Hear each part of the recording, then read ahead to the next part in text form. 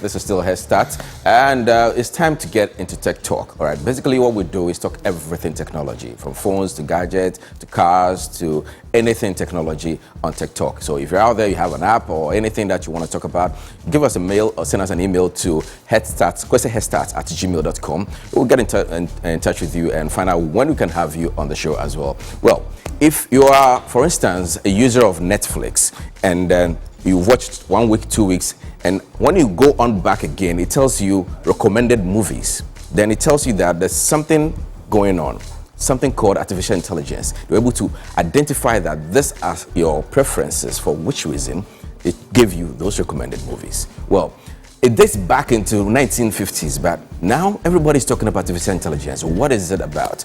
Today, I've been joined by my very good friend, Edmond Louis Jima. He happens to be the regional consulting mine engineer for Newman's Gold Corp Africa, and he will educate us about what really is artificial intelligence. Boss, welcome. Thank you. Nice to see you again after 20 years. All right, so let's get into the details. What exactly is artificial intelligence? What is it about? All right, so I will start by quoting the words of the current Google CEO. Okay. You know, when he was asked a similar question. Okay.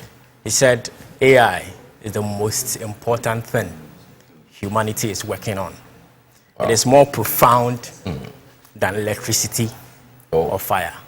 Really? Yes. So we can even ignore electricity and go on to use AI. It is more profound. I mean, it's more profound. So those are his words. So typically, AI is a technology that, you know, would replicate activities that typically, you know, would require human intervention. Okay. You can talk about speech recognition. You can talk about facial recognition. Okay. I mean, they are. That is being used even on phones. Exactly. Now, exactly. I mean, exactly. I mean, Siri. you are, you know, doing your texting, then there's autocorrect. So there is a certain program or engine running behind the scene that is picking words used most and doing predictive analysis with it. Okay. So typically for you, somebody can profile you out by the words you use most. Okay. Yeah. Typical. Like the Face app is doing exactly. They are typical English words that maybe Diego uses most. Okay. So there's a certain, you know, program behind the scenes that could, you know, link all these up and give a prediction. Okay. It will be so accurate. Okay. So that's the power of AI. Okay. So artificial intelligence basically is not about having human beings putting new intelligence into their head. No. But it's rather no. I mean, it's a new form of technology kind of. Exactly. That we're coming to see in the future. It started way back. Okay. I mean, the name back then wasn't AI. AI is now has been given this name more for a marketing purpose. Okay. But those who are so much in statistics will understand that or will know that back then it was more statistics. Oh, okay. Okay. So everybody knew it was statistics. Okay. So it's still the same statistics. It has been repackaged. Same programs that ran in the statistics are still being remodeled and retuned to just, you know, fit the purpose of AI. So why is it now that we are talking about AI so much? Because something that dates back into 1950s, even the Terminator movie, I'm told, tells us about something about AI and all that. But why are we talking about AI now? It is the benefits that AI brings. I mean, the benefit that AI brings are enormous. I mean, you now, whichever step that you take, I mean, your phone, if it is internet powered, will be, you know, taking data on you. Wherever you pass, it will be taking anonymous data on you. I mean, as I was coming here, I used the Google map. Okay. So the track from my end to this end, I mean, it's Google map has picked up that data. It is difficult for human beings to analyze this. I mean, it's thousands of data, millions. I mean, it's difficult sometimes for it to even to fit on a normal computer. Okay. AI has got the ability, you know, to do this computation. Okay, within the shortest amount of time, and for it to give very accurate recommended decisions. Okay. So that's the reason why now it has become so important. You know, or the talk on AI is on the ascendancy. Okay. Its ability to change generally, I mean, or typically civilization. I also discovered there are types of AIs. We have machine and then machine intelligence and all that. Even now, we are even talking about narrow intelligence. Very soon, in the 2040s, you'll be getting into super intelligence. So what are the types that we have? So AI is AI. Okay. Okay. You can get into the very, makeup or the subset of AI. Okay. I mean, I don't want us to get too technical, but we can mention some. I'm sure people have heard of deep learning. Yes, deep learning. And, yes, recommended learning, supervised learning, supervised learning. Okay. These are all forms or subsets of AI. Okay. And what I'm sure the definition of AI may change 10 years or 20 years from now. Okay. Because we'll get to the stage where programs that are AI embedded would start to generate new programs. And I'm sure now we may not necessarily have a definition for those programs because AI is more of like automation. It learns from itself. Okay, generate data, learns from itself, and it betters itself. Okay. This is something that typically humans are not able to do. I mean, we grow. I mean, from birth to death. I mean, you go through a cycle, right? It's not like you can reverse age. You can't. But AI has the ability to improve itself. Yeah, because the same data that you collect, it learns from it, and it trains itself, and it improves itself. So that's okay. All right. So I even discovered that even the latest car that we have, Tesla, for instance, is a version of AI. Exactly. Google uses there's this Google Duplex. Yep. It's also using it. We can talk about the Siri, the what do you call that one? Alexa and all Alexa, that. And all, but looks like, let's come to the human bit. Are we saying that in the future, these things are going to take place of human beings because there's a possibility of even a home being smart? You get into the house, you just make a speech, and then the lights comes on, the aircon goes on, the TV goes on, and all that.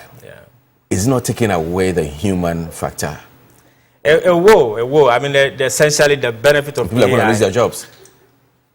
Okay, so that's one imagined disadvantage of it. Okay. It could also be that you may not necessarily need to work for 5 days in a week, Monday to Friday. It may be that your work will require that you work just 2 days in a week. You use the rest of the days to rest because the rest of the days are typically be intervened by AI. Okay. People would obviously, the technology comes in, then there are bad sides to it. I wouldn't say there are demerits of it. People may lose their jobs. I'm sure we've seen a wave of job losses in the banking industry in the last decade. Yes, even here in Ghana. Exactly, here in Ghana, where typical jobs that were done by humans are now computer or AI assisted jobs. Apps and all that. Exactly. So that is one demerit, imagined demerit of it. There are merit of it that we are yet to. Some we are feeling them now. You can talk about the health industry. Where typically, we can briefly talk about how cancer is dealt. The cancer industry is one of the biggest industries in our time now.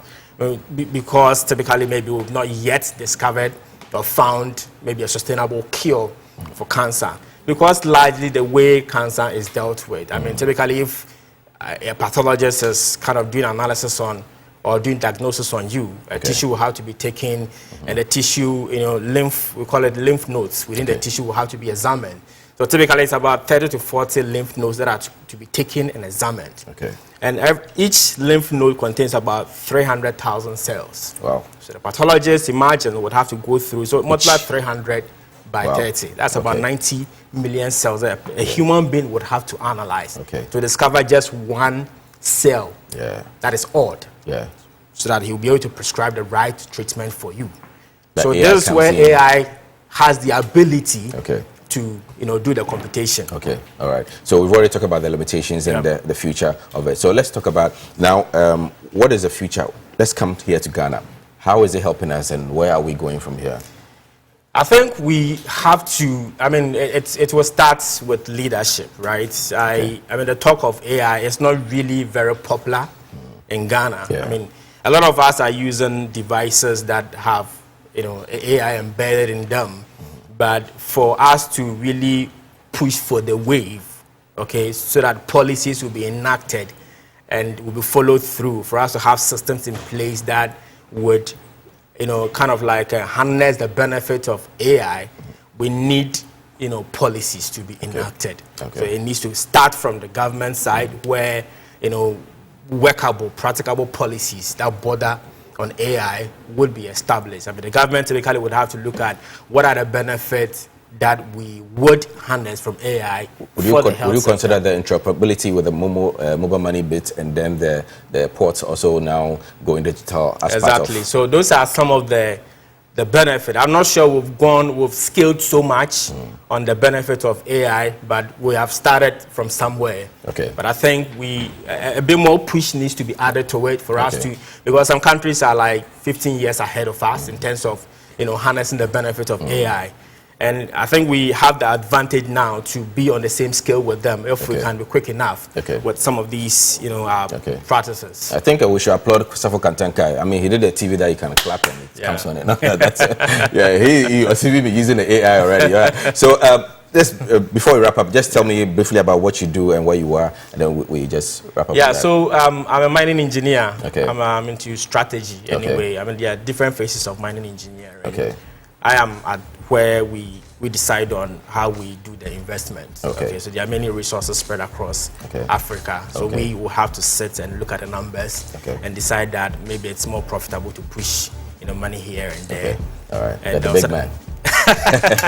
So that's basically what I do. Okay, thank you very much. So that is Edwin Louis Jima. He's original Edmond Louis Caesar Jima. He is original consulting mine engineer for Newmont Goldcorp Africa, and he helped us delve into the issue of AI. Last week we talked about 5G. This week is about AI, and I'm sure you learned a ton or two. So if you want to be part of this segment, as I keep saying, send an email to questionheadstarts@gmail.com. We'll respond to you and see how we can have you on, and also get to talk about whatever product you have, whether an app, a gadget, or a car, whatever it is. Here we talk about everything technology. So it's a wrap from my side now. Hand you over to Kokwe to do the entertainment review with the Gaman, Nipapo, as well as Morissette. Over to you, Kokwe. Thank you, Diego. Thanks for that education on AI, for both of you. Artificial intelligence and what it's doing for our world and our future. But yes, it is time now for our review and then to talk a bit of movies and a bit of comedy as well. So a very big hello and good morning to our friend, Morissette Kranting, brand executive at Silverbird Cinema. And Papo the Gaman is here. Yep, we've fallen in love with all of his work on social media, and he's here right now, right here on the couch to chat with us. Welcome.